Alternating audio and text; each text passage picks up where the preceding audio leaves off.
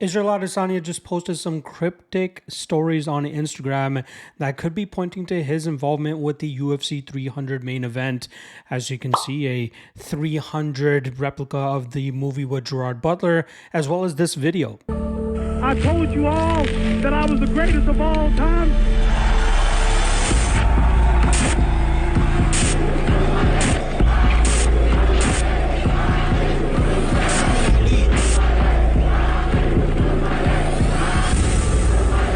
Now, the one thing that he seems to be emphasizing in a lot of those is taking the risk.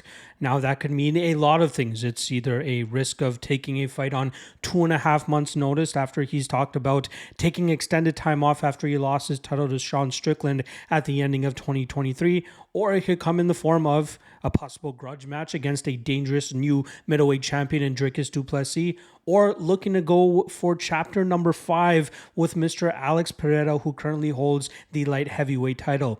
Now, if we remember back in April of 2021, Adesanya looked to become another simultaneous champion by going up a division and taking on Jan Blachowicz.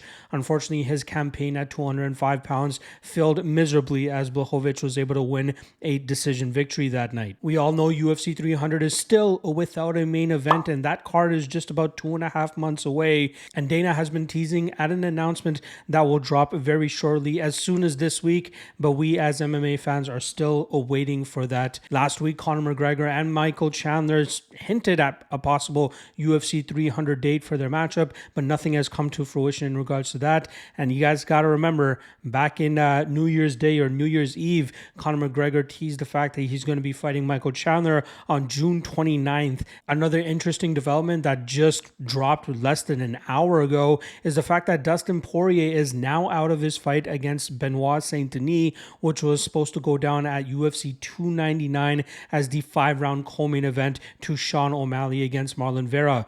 Apparently, Dustin Poirier didn't even sign an agreement or any contract for that matchup, and Dana White announced it, even to the surprise of Benoit Saint-Denis. Saint-Denis' coach had an interview with Guilherme Cruz, an MMA journalist, who said that they were surprised by the announcement. And apparently, Benoit Saint-Denis' wife woke up, Benoit, and told him, hey, I guess you're fighting Dustin Poirier. And he just went with it because it was clearly the biggest matchup that he could get for himself. So I understand why he accepted it. But Poirier, all indications was that he was training ready for that date, but it seems like they never really agreed on a number for Poirier to sign on the dotted line. So it seems like there might be some gamesmanship, some negotiation tactics on both sides. We know Dana White is no stranger to announcing fights before they've been contractually signed or agreed upon. There was another fight that just fell out, UFC Atlantic City main event between Sean Brady and Vicente Luque. So a lot of moving pieces for the upcoming cards here, but the big one obviously being who is going to main event UFC 300. Will it be Israel Adesanya?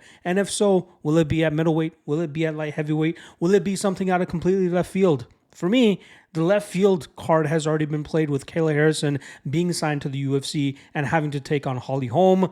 Could it be Conor McGregor? Could it be Dustin Poirier against Conor McGregor? What do you guys think is going to be headline in UFC 300? And what do you guys think about all this news that just dropped?